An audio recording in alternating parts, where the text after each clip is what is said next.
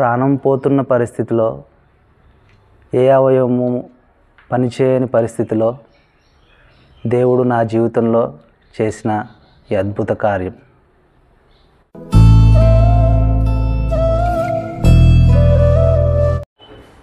ప్రభువైన యేసుక్రీస్తు నామంలో నా సాక్ష్యాన్ని వింటున్న ప్రతి ఒక్కరికి వందనాలు తెలియజేస్తున్నాను. నా పేరు ఉలసాల రాజా వీరభద్రుడు. నేను పుట్టుకతో క్రైస్తవుని కాదు, ఒక సాధారణ హైందవ కుటుంబం నుండి ప్రభువుని తెలుసుకొని రక్షణ మార్గంలోకి నడిపించబడిన వాడిని.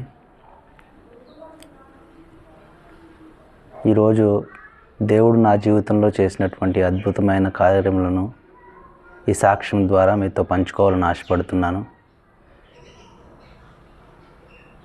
ఈ కార్యక్రమాన్ని వీక్షిస్తున్న ప్రతి ఒక్కరూ చివరి వరకు శ్రద్ధగా చూసి నా యొక్క జీవితంలో దేవుడు చేసిన కార్యాలను తెలుసుకోవాలని ఆశపడుతున్నాను. నేను 12 సంవత్సరాల వరకు యేసుక్రీస్తు అంటే ఎవరో కూడా తెలియని, ఒక అవగాహన లేని హైందవ కుటుంబంలోనే జీవించాను. నా 12 సంవత్సరాల ప్రాయం నుండి 13వ సంవత్సరం పుట్టినరోజు నాడు నాకు జ్వరం వచ్చింది. ఆ జ్వరం క్రమంగా పెరిగి టైఫాయిడ్గా మారింది. ఆర్ఎంపీ డాక్టర్ దగ్గర మెడిసిన్ తీసుకుంటున్నాం, ప్రయోజనం లేదు, తగ్గట్లేదు. మరలా టెస్ట్ చేపిస్తే టైఫాయిడ్ ఎక్కువైంది, మలేరియా కూడా వచ్చింది అని చెప్పి రిపోర్ట్స్ వచ్చినాయి. కోర్సు వాడుతున్నారు, ప్రయోజనం లేకుండా పోయింది. జ్వరం రోజుకి పెరుగుతుంది, తగ్గుతుంది, మరలా వస్తుంది. ఈ డాక్టర్ కాదని ఇంకో డాక్టర్ దగ్గరికి వెళ్ళి మరలా ట్రీట్మెంట్ కోసం వెళ్ళినప్పుడు టైఫాయిడ్, మలేరియా బాగా ఎక్కువైపోయినాయి, 4 రోజులు కోర్సు వాడాలి అని చెప్పి అన్నప్పుడు 2012 నవంబర్ నెలలో 4 రోజుల పాటు కృష్ణప్రసాద్ గారు అని ఆర్ఎంపీ డాక్టర్ గారు పెడనలో 4 రోజులు మెడిసిన్ వాడారు. హై పవర్ మెడిసిన్ యూజ్ చేయడం వల్ల ఆ మెడిసిన్ అంతా కూడా తలలో గడ్డలుగా మారిపోయి మెదడు వాపులాగా రావడం జరిగింది. కోర్సు వాడే 4వ రోజు సాయంత్రానికి పూర్తిగా ఇంకా స్పృహలో లేకపోవడం, కోమాలోకి వెళ్ళిపోవడం. నా జీవితంలో ఏం జరుగుతుందో నాకు అర్థం కాని పరిస్థితి.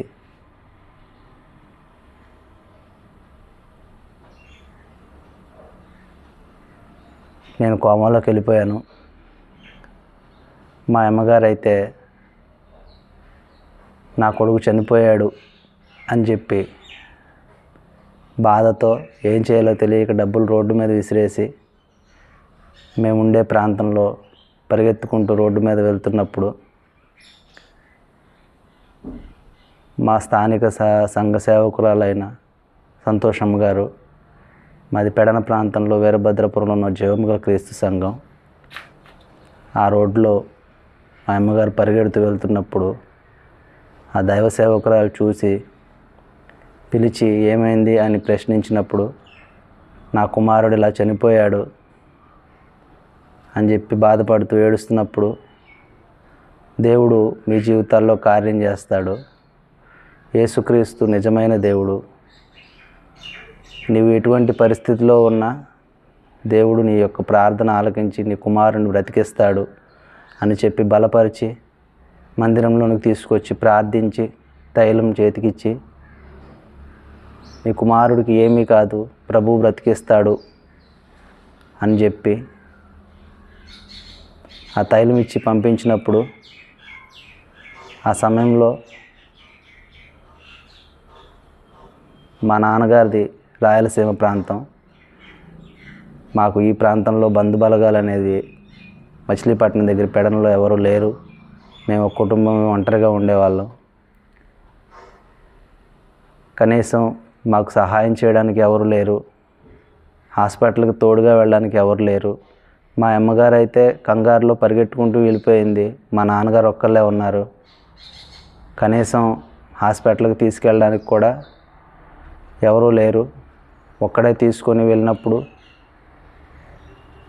పెడన సాయిబాబా గారు హాస్పిటల్కి తీసుకెళ్ళినప్పుడు ఇతను కోమాలో ఉన్నాడు, నా వల్ల కాదు, బందర్ గవర్నమెంట్ హాస్పిటల్కి తీసుకెళ్ళండి అని చెప్పినప్పుడు పరుగున బందర్ గవర్నమెంట్ హాస్పిటల్కి తీసుకెళ్లారు.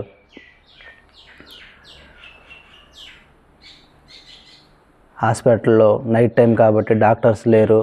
అయినా బాగా సీరియస్గా ఉంది ఇతను.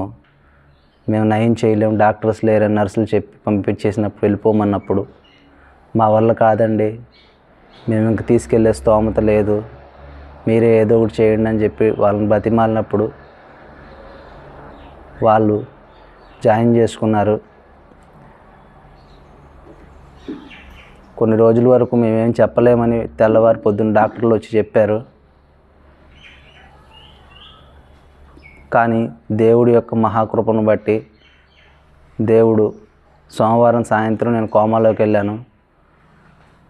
మా అమ్మగారు ప్రార్థించి తెచ్చిన తైలం నా మీద జల్లి ప్రార్థించి నాకు తాగించి దేవుని యందు విశ్వాసం ఉంచి దేవునితో ఒక తీర్మానం చేసుకొని, ప్రభువా నా బిడ్డను బ్రతికిస్తే నా బిడ్డని మేము నీ సన్నిధిలో ఉంటామని చెప్పి దేవునితో తీర్మానం చేసుకొని దైవ సేవకురాలు చెప్పిన మాటలను బట్టి బలపడి హాస్పిటల్కి వచ్చి నా దగ్గర ఉన్నప్పుడు దేవుడు ఆశ్చర్యకరంగా 3వ రోజు ఉదయమే బుధవారం పొద్దున్నే నన్ను స్వస్థపరిచి స్పృహలోనికి తీసుకొచ్చాడు. దేవునికి స్తోత్రం.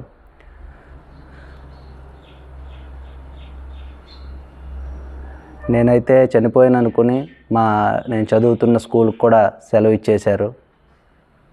నేను బ్రతుకుతానని ఎవరికి నమ్మకం లేదు, బ్రతికిస్తారని డాక్టర్లకు కూడా నమ్మకం లేదు.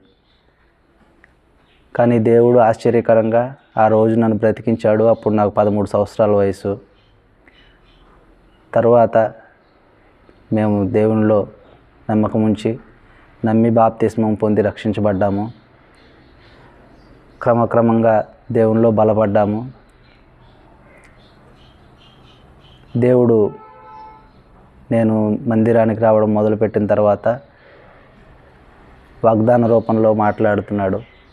నీ తండ్రి ఇంటికి, నీ బంధువుల యొద్దకు తిరిగి వెళ్ళుము, నేను నీకు తోడై ఉంటాను అని సెలవిచ్చాడు. అదేవిధంగా నాకు హాస్పిటల్లో ఉండగానే తెలిసిన వ్యక్తిలాగా వచ్చి, యేసుక్రీస్తుని కూడా నాకు అవగాహన లేదు, కానీ దేవుడు నాతో మాట్లాడడానికి నా దగ్గరకు వచ్చి, నేను నీకు తోడుగా ఉన్నాను, భయపడకము అని బలపరిచాడు. మా అమ్మగారికి నేను ఒక నూతిలో పడిపోతే తీసి చేతిలో పెట్టి తెల్లని వస్త్రాలు వేసుకున్న ఒక వ్యక్తి వచ్చి, నీ బిడ్డకి ఏం కాదు అని చెప్పి నన్ను బ్రతికించిన దేవుడు. ఇది ఇలా ఉండగా దేవుడు తన సేవ కొరకు నన్ను ఏర్పాటు చేసుకున్నాడని మా దైవ సేవకురాలు ప్రతిసారి నన్ను బలపరుస్తూ ఉండేవాళ్ళు. నేను అంతగా పట్టించుకునేవాడిని కాదు. ఇలా నాకు మరలా 25 సంవత్సరాలు వచ్చే వరకు అంతా బాగానే ఉంది. 2024 డిసెంబర్ 8వ తారీఖు అయితే అప్పటికే నాకు ఒక 6 నెలల నుంచి లైకెన్ ప్లానస్ అనే స్కిన్ డిసీజ్ ఉంది. ఆ స్కిన్ డిసీజ్కి చాలామంది దగ్గర, డెర్మటాలజిస్టుల దగ్గర మెడిసిన్ వాడాను. అది ఆటో ఇమ్యూన్ డిసీజు, తెల్ల రక్త కణాలు బాడీకి యాంటీగా పనిచేస్తాయి అని చెప్పి, త్వరగా నయం కాదని చెప్పి డాక్టర్లు భయపెట్టారు. సుమారు ఒక 4-5 నెలలు మెడిసిన్ వాడాను, కానీ ప్రయోజనం లేకుండా పోయింది. తెలిసిన సహోదరుడు, ఇది స్కిన్ డిసీజ్ కాదు, ఒక పొడపాము ఊదడం వలన ఇట్లా మచ్చలు వస్తుంది వాళ్ళంతా అని చెప్పి, నాకు తెలిసిన ఆకు పసరిస్తాను, అది తాగితే నీకు తగ్గిపోతుందని చెప్పి పంట ఆకు అనే ఒక ఆకు రసం తీసి 2-3 సార్లు నాకు తాగడానికి ఇచ్చాడు. అది తాగేసరికి క్రమక్రమంగా యూరిన్ ఆగిపోవడం జరిగింది. అది తాగిన తర్వాత రోజు జ్వరము రావడం, వాంతులు అవ్వడం, ఇలా ఎందుకు జరుగుతుందని ఆర్ఎంపీ డాక్టర్ దగ్గరికి వెళ్ళినప్పుడు అతను 2 రోజులు మెడిసిన్ ఇచ్చాడు. జ్వరం తగ్గట్లేదు. బ్లడ్ టెస్టులు చేయించారు. బ్లడ్ టెస్టుల్లో నెమ్ము ఎక్కువ ఉంది అని ఇచ్చింది. టైఫాయిడ్ లైట్గా ఉందని చెప్పారు. మిగిలినవన్నీ బాగానే ఉన్నాయని చెప్పారు. కానీ నాకు లోపల ఏదో జరుగుతుంది, తెలియట్లేదు నాకు. ఈ ప్రాబ్లం ఏంటో కూడా తెలియదు. ఊపిరి ఆడవటం లేదు. ఛాతీ భాగంలో నొప్పిగా ఉంటుంది, తలనొప్పిగా ఉంటుంది, జ్వరం తగ్గట్లేదు. టెస్ట్ రిపోర్ట్స్ అన్నీ బాగానే ఉన్నాయి అంటున్నారు. ఇలా కాదని మా ప్రాంతంలో ఎండి డాక్టర్ ఉంటే ఆయన దగ్గరికి వెళ్ళాం. ఆయన రిపోర్ట్స్ చూసి బాగానే ఉన్నాయని ట్రీట్మెంట్ కోసం రమ్మన్నారు. ముందు వాట్సాప్లో రిపోర్ట్స్ పెట్టినప్పుడు తీరా హాస్పిటల్కి వెళ్ళి చూసినప్పుడు నీ రిపోర్ట్స్కి నువ్వు ఉన్న పరిస్థితికి సంబంధం లేదు, మనిషి పచ్చగా అయిపోయావు, దీంట్లో కామెర్లు చూపించట్లేదు, ఛాతీలో నొప్పి అంటున్నావు, నీ లివర్ అసలు ఎంతవరకు డ్యామేజ్ అయిందో కూడా తెలియదు, పసరు అంటున్నావు, ఏ ఆర్గాన్ ఎంతవరకు పనిచేస్తుందో తెలియట్లేదు, పల్స్ 64కి పడిపోయింది, కరోనా వచ్చిన వాళ్ళకి ఏ విధంగా ఊపిరి ఆడదో అలా ఉంది నీ పరిస్థితి, త్వరగా ఎక్కడ చూపించినా మీకు కష్టమవుతుంది, మల్టీ స్పెషాలిటీ హాస్పిటల్కి వెళ్ళండి అని చెప్పి విజయవాడ క్యాపిటల్ హాస్పిటల్కి రెఫర్ చేసినప్పుడు ఒక కారు మాట్లాడుకొని హాస్పిటల్కి వెళ్ళడం జరిగింది. అప్పటికే నా శరీరంలో మార్పులు చాలా జరిగినాయి. నాకేమీ అర్థం కాని పరిస్థితి, స్పృహలోనే ఉన్నాను కానీ ఏమీ తోచని పరిస్థితి, నాకేమవుతుందో అర్థం కాని పరిస్థితి. హాస్పిటల్కి తీసుకెళ్లారు. అప్పటికే పరిస్థితులు చేజారిపోయినాయి. నాకైతే హాస్పిటల్ వరకు కూడా వెళ్తానని నమ్మకం లేదు. హాస్పిటల్కి వెళ్ళేసరికి మా పెద్దవాళ్ళు డాక్టర్తో మాట్లాడడానికి లోపలికి వెళ్ళారు. ఎమర్జెన్సీలో పెట్టారు నన్ను. అతన్ని ఎందుకు తీసుకొచ్చారండి? తీసుకెళ్ళిపోండి, బాడీలో ఏ అవయవం కూడా అతనికి పనిచేయట్లేదు, పూర్తిగా ఆ పసరు అనేది అతని బాడీలో ఉన్న రక్తం మొత్తాన్ని విరిచేసింది, బ్లడ్ 3 పాయింట్లకి చేరింది, గుండె నెమ్ము వచ్చేసింది, కామెర్లు 14 పాయింట్లకు వెళ్ళినాయి, ఊపిరి అందట్లా, లంగ్స్ పనిచేయట్లేదు, కిడ్నీలు అయితే పూర్తిగా ఫంక్షనింగ్ ఆగిపోయి 3 రోజుల నుంచి యూరిన్ ఆగిపోయింది, బ్లడ్ వస్తుంది లైట్గా డ్రాప్స్. అతను మనిషి మాత్రమే పైకి కనపడుతున్నాడు, ఏ అవయవం కూడా లోపల పనిచేయట్లేదు. బతుకుతాడు అనే నమ్మకం మేము ఇవ్వలేమని చెప్పి మాతో పాటు వచ్చిన పెద్దలు, ఫ్రెండ్స్తో అందరితో